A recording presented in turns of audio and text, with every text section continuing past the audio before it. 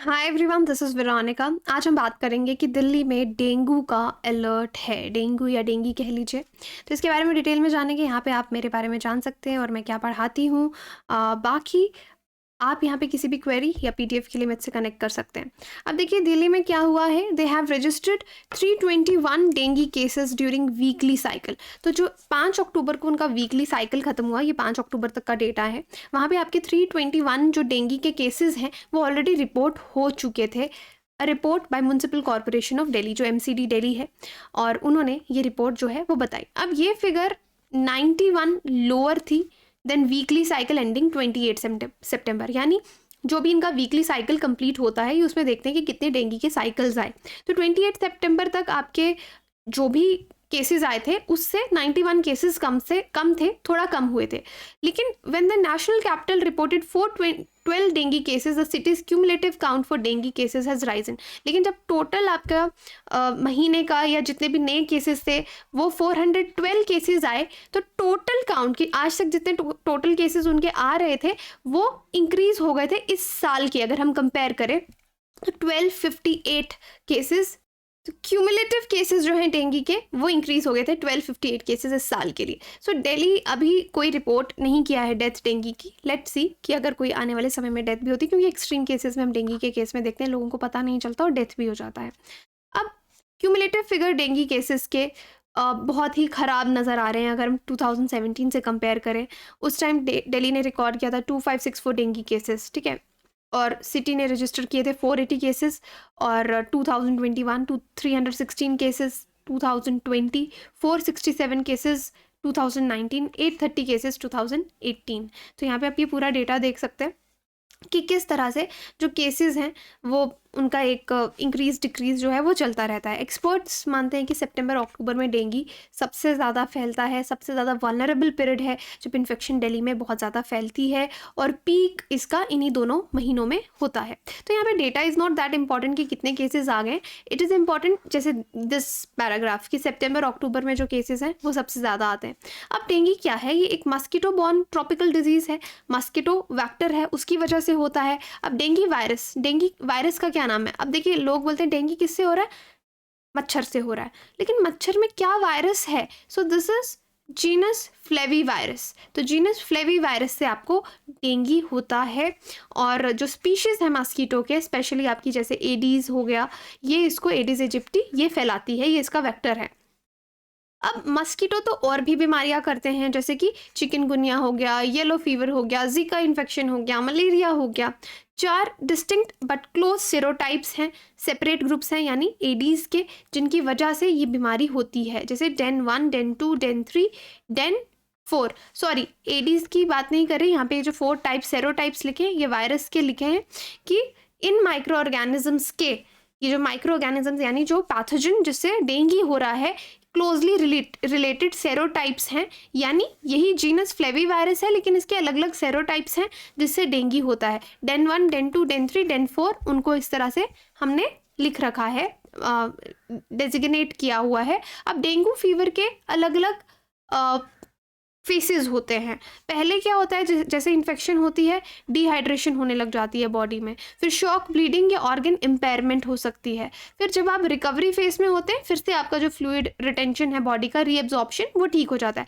Initially तो आपको high fever होगा, लेकिन ये बीच वाला पीरियड बहुत क्रिटिकल है। इस टाइम पे आपको इलाज की बहुत ज़रूरत रहती है जिन भी लोगों को डेंगी होता है, और then your recovery phase start. So almost 10 दिन का प्रोसेस तो रहता ही रहता है। अब कितना खतरनाक है ये डेंगी का वेव जो सितंबर अक्टूबर में आता है। करेंटली जो सेरोटाइप है ये डेंगी वायरस का डेन V2, ये प्रेवलेंट सबसे ज़्यादा है जिस तरह से डॉक्टर्स का मानना है, और dinghy serotype 2 most virulent strain भी माना जाता है और इससे सीरियस इलनेस भी होती है। और कुछ लोगों को क्या होता है कि डेंगी में फीवर ही नहीं आता तो आपको पता ही नहीं चलेगा। पेशेंट की फैमिली मेम्बर्स को हमेशा विजिलेंट रहना चाहिए कि वार्निंग सिम्टम्स क्या हैं। वॉमिटिंग हो रही है, सिर्फ पेट में दर्द हो रहा है, स्वेलिंग हो रही है, स्किन रैशेज हो रहे हैं, तो अगर फीवर नहीं भी हो रहा है, ये सब चीज़ें भी हो रही हैं, तो जाके डॉक्टर को ज़रूर दिखाओ। एक्सट्रीम वीकनेस है, लेथार्जिक फीलिंग है, तो इस तरह के आपको डेंगू के लक्षण जो होते हैं उनका ध्यान रखना पड़ेगा। सर दर्द हो रहा है, मसल पेन हो रही है, जोड़ों में दर्दें हो रही हैं, तो ये सब सिम्टम्स रहते हैं। तो डेंगी क्या इस साल हमको कुछ ज़्यादा परेशान होना चाहिए? अब ऑब्वियसली जो केसेस हैं डेंगू फीवर के वो इंक्रीज़ हो रहे हैं, ओवर द ईयर्स आप देखेंगे केसेस हर साल इंक्रीज़ हो रहे हैं। बट अब एक नॉर्मल चीज़ हो गई है लोगों के लिए, क्योंकि लोगों को शायद समझ में आ जाता है। और वो टाइम पे पहले क्या होता था, अगर कोई नई बीमारी होती है तो उनको हम नॉर्मल फीवर समझ के उसको ट्रीट करते रहते हैं, लेकिन अब लोग डर जाते हैं, उनको लगता है डेंगू तो नहीं है, तो डॉक्टर के पास चले जाते हैं, दवाई ले लेते हैं। तो हर साल आप देखते हैं जुलाई अगस्त सितंबर में ये वेव डेंगू की आती ही आती है दिल्ली में। Number of patients hospital care में ऑल्दो इंक्रीज हो रहे हैं, लेकिन वो ऐसा कुछ इमरजेंसी नहीं आ रहा। कुछ पेशेंट्स इमरजेंसी में भी आ रहे हैं बट दे आर रिकवरिंग। तो इन्फेक्शंस इन दिल्ली 2016 से अगर आप देखेंगे तो ये आप केसेस टिल 16 अक्टूबर की बात है, 16 अक्टूबर तक कितने केसेस थे, टोटल केसेस आपको ऐसे दिखेंगे। और ये डेथ्स हैं जो ब्लैक कलर में आपको दिख रही हैं, 10 डेथ्स 4 2 1। तो इस तरीके से आप इन्फेक्शन देख सकते हैं। सितंबर काउंट सबसे ज़्यादा रहता है हॉस्पिटल स्पाइक केसेस का, आपको इस टाइम पे मिलता है। तो ये 17 में कितने केस आए, हर साल का डेटा यहाँ पे दे दिया है। और हर साल फीवर जो पेशेंट्स में होता है 4-5 दिन के लिए रहता है, सिम्टम्स आते हैं, फिर इनको हॉस्पिटल में एडमिट किया जाता है, पेशेंट्स को हाइड्रेशन फ्लूइड्स दी जाते हैं क्योंकि बॉडी बहुत डिहाइड्रेट हो जाती है। फिर 3-4 दिन के बाद उनको जो है डिस्चार्ज कर दिया जाता है, पूरा देख के कि कहीं डेंगू हेमोरेगिक फीवर तो नहीं आ गया। तो बहुत ज़्यादा केसेस नहीं आते बट कई बार डेंगू हेमोरेगिक फीवर भी होता है।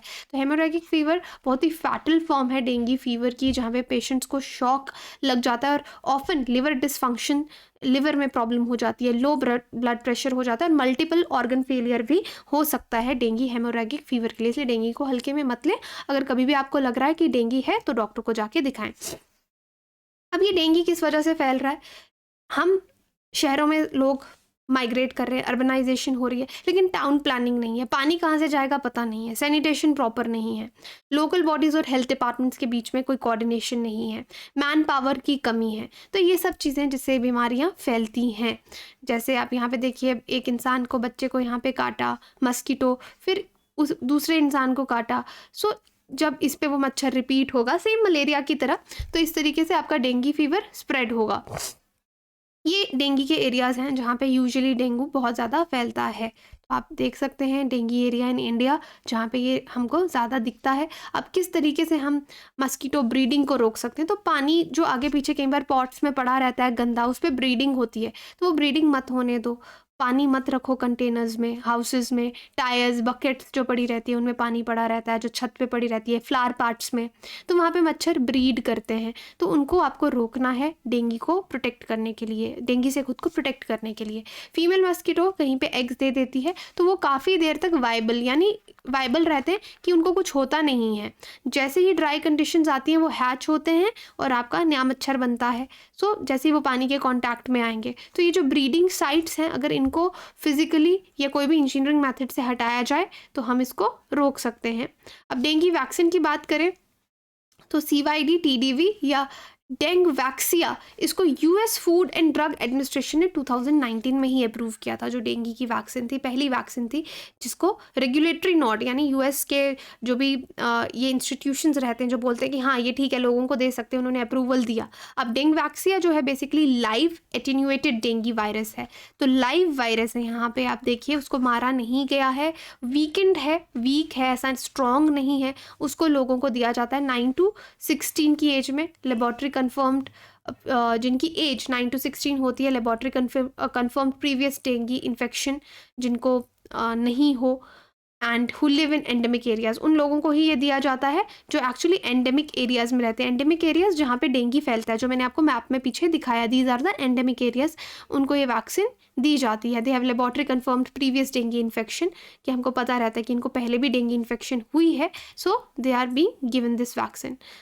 सो see this is our platform जहाँ पे आप अपनी तैयारी आसान कर सकते हैं बेस्ट एजुकेटर से पढ़ के। अनअकैडमी सब्सक्रिप्शन लेंगे तो दिस इज़ माय कोड वीरो UPSC, आपको मैक्सिमम डिस्काउंट मिलेगा। कॉम्बो सब्सक्रिप्शन भी ले सकते हैं, ऑप्शनल सब्सक्रिप्शन भी ले सकते हैं। स्पेशल सरप्राइज़ है आपके लिए, देखिए यहाँ पे अगर आप मेरा कोड वीरो UPSC यूज़ करेंगे तो यहाँ पे 9 मंथ्स के लिए आपको GS+ कोर्स का सब्सक्रिप्शन मिल रहा है सिर्फ 45,000 में। उसके बाद आप डिस्काउंट कोड भी यूज़ कर सकते हैं। और CSAT अगर आपको पढ़ना है तो 8999 में, again you can use my code वीरो UPSC, और इस कोर्स को, यूपीएससी कोर्स, सीसैट कोर्स को ही आप सिर्फ ले सकते हैं अगर आप सीसैट आपकी प्रिपरेशन में कोई बाधा डाल रहा है। अल्टीमेट बैच भी हमारा शुरू हो रहा है 20 अक्टूबर से। डू एनरोल, कम्पीट में पार्टिसिपेट कीजिए, गेम भी खेलिए और अपनी नॉलेज भी बढ़ाइए। 13 नवंबर बहुत अच्छा चांस है चैम्पियनशिप का। फर्स्ट 5 रैंकर्स को आईएएस ऑफिसर से मिलने का मौका दिया जाएगा। So this is my Telegram channel for PDF. आप मुझे कनेक्ट कर सकते हैं यहाँ पे। Thank you so much.